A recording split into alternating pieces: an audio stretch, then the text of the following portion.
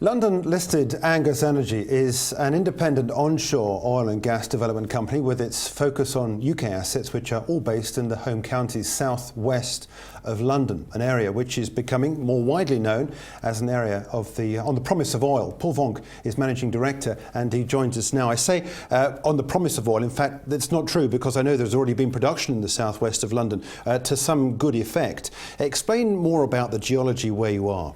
Thank you, Jeremy. You're completely right. At the southern England, well, a lot of places in onshore UK, has been an oil-producing region for many generations. In a region where we are, more than 35 wells have been drilled and are in producing. We are the operators right now of 2 production fields in southern England, one at Brockham and one at Lidsey. They've been producing 2 to 3 decades already, and they have been part of the environment for a long time. And what we are a small independent oil and gas company, really focused on, developing and getting appraisal assets to the next stage. So we're not an exploration company, but the nuts and bolts and extracting maximum value out of the assets is what we're doing. And that's exactly what is happening at Brockham and Lidsey right now, where we acquired those assets in 2012. They were not producing, we got them going again, and now we think there's even further upside. Okay, well let's take Lidsey first of all in some more detail about exactly where you are along the pipeline to get, excuse the pun, to get to where you have to be to start producing the oil again here. Explain more about the project. Well, we went to the A market in November 2016, where we raised the money to do 2 things. One, drill a sidetrack from an existing well at Brockham, and one to drill a new well at Lidsey. Lidsey is a conventional oil field that was drilled back in the 90s. We never got it to produce when we got it going again, more than 15-30 barrels a day. And we didn't realize why, because it's got a really good deposit. So we reassessed the whole subsurface and seismic, and we realized that the original people that drilled the well kind of missed the reservoir. They were just on the edge of the reservoir. So we raised the money and said, okay, now we've remapped, we're going to drill a horizontal well through the top of that section that will give us a solid 400 barrel a day producer, and that will make us a bit of a rare beast on the AIM market, because we'll be like a junior oil and gas company which is completely self-funded, because that cash flow will provide a really stable basis for the company. How long is it going to take you to get to the point where you start pumping it out of the ground? Oh, it's pure conventional oil production from a field that we've already been producing from. We're just waiting on the rig. The moment the rig arrives, then it takes about 4 weeks to drill it, and then we switch it on straight away. And from your mapping, how long is this likely to last, this production? Oh, this could be a decade easy, yeah. Okay. It's a nice, stable, low decline rate reservoir. There's a lot of analogous fields around the area that produce from the same layer. So it's a good, stable cash flow generator. Yeah. Let's talk about Brockham as well, because I know when talking to other companies around about this sort of area, geographically where you are, we've all heard about the Kimmeridge oil production that's down there. That's been there for decades now in various forms. And I understand that Brockham, which is a little bit sort of further northeast from Kimmeridge, is in fact the same geological makeup. Well, the Kimmeridge is the source rock for the majority of all the oil in the UK, okay. All the offshore oil as well. It all comes from the Kimmeridge. So this is a layer that you can see in Dorset, literally on the coast. That's right, yeah.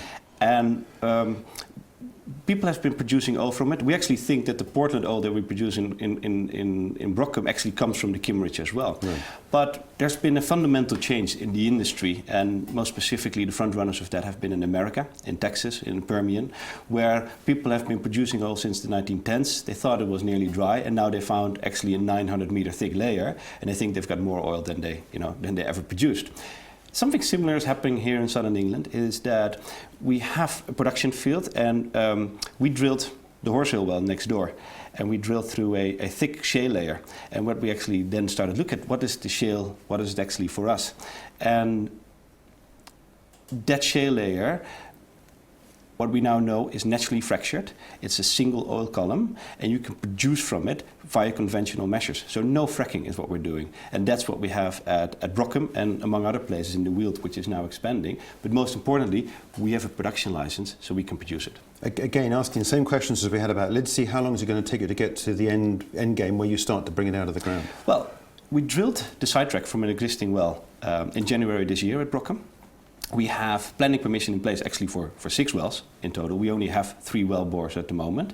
So we have one called the X4 set that we want to put in production.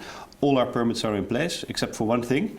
It's the Oil and Gas Authority, which is the main regulator.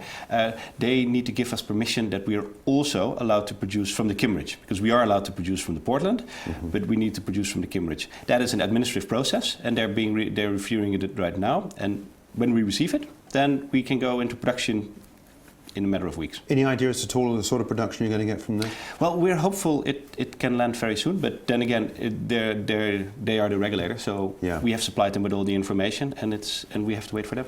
Okay, so the first two plots we've been talking about are both 100% owned, aren't they?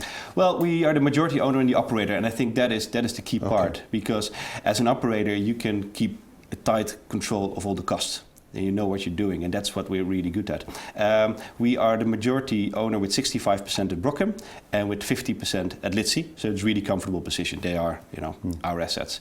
And then we also have a minority interest in the adjacent field to Brockham called Holmwood, which well should be drilled later this year. Now that is with Europa Oil and Gas, isn't it? I think you own 12.5% stake of that. 12.5%. Europa, as we already know, is the operator of that license, isn't it? So correct. What's your input into that? Well, I think normally with oil and gas companies, then people are kind of like really secretive about everything that they're doing. But for example, why we are so comfortable with all the results with Brockham is because we have a data sharing agreement with the Horsell people. So the key question that we wanted to have answered at Brockham, is it as mature as Horsell? Because that flowed 1,400 barrels a day from 40 meters. We're going to perforate 200 meters. And what we wanted to know is it as mature? And via the data sharing agreement and exchanging information, all the companies can accelerate the development of this. There's no point in keeping it for yourself because we're all in the same reservoir. Okay, let's look at the share price, because I think this is interesting. As much as you were listed in London back, I think, mid-December last year, when you came to the market. If we can, there we are now with this big spike up. Explain what's been going on and why. I think you're about 48 million pound market cap, I think, at the moment. What's being priced in at 21 pence a share? Well, at this moment in time, what is happening? We're slowly getting the recognition of what we've been saying, all along, and the first step was Horsell. Then we moved on to Brockham. Brockham, we released the results and everything in March. We showed them the electronic logs that we have the fractures that is just as mature, and we as a management team were super excited about it. It was a good share price rise, but it's a technically complicated story. What people like to see is actual oil flowing. We have to wait for permission, and physical samples. Now, our peers in Bradford Bridge, which is 30 kilometers to the south, drilling the same reservoir, what they've done, they've cored the section. So what comes to surface is not an electronic log, the actual physical rock comes out, and what they see, it's naturally fractured, which we knew, and it's filled with hydrocarbons, which we also knew.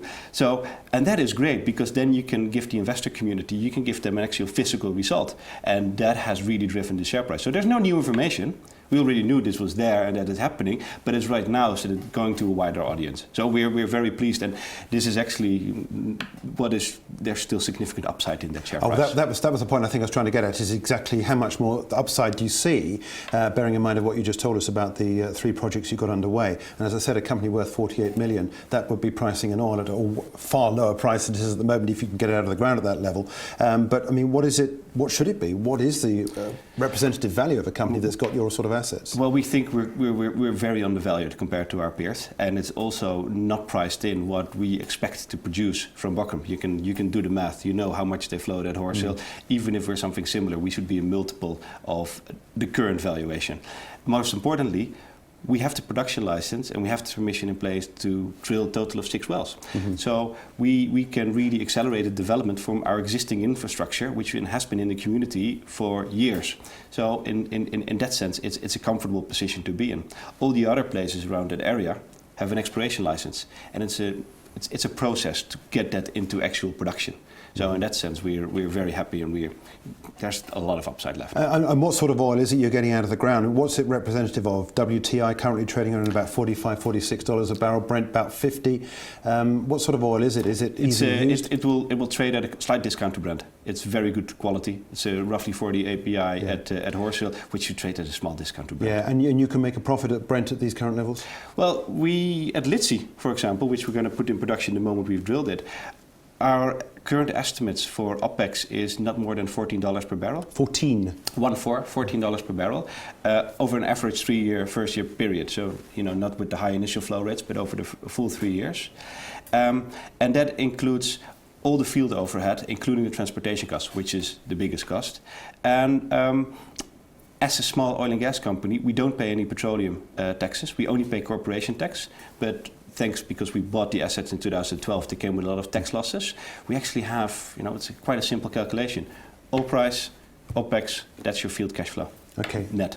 Okay, here we are sitting now down here at beginning of July. Yep. What's the rest of the year looking like for you? Well, we are very focused this summer. It's going to be a really good summer. We're going to drill Lidsey, put it into production, put Brockham into production. That's the focus of the summer. We want to have that flow so we can get a good, see how it actually properly works in real life. And that will determine the rest of development from our area and our position in the Southern England space. In addition to that, we are really a management team, and we want to extract as much value from development and appraisal assets. And right now, in an industry which has had no investment for 3 years, it's completely a buyer's market. So there are multiple opportunities out there that we can, deliver on as a management team. Okay, all right. Look, Paul, it's a pleasure. Thanks indeed for joining us with some analysis of the progress that's been made at those 3 projects for Angus Energy. Paul Vonk is the Managing Director.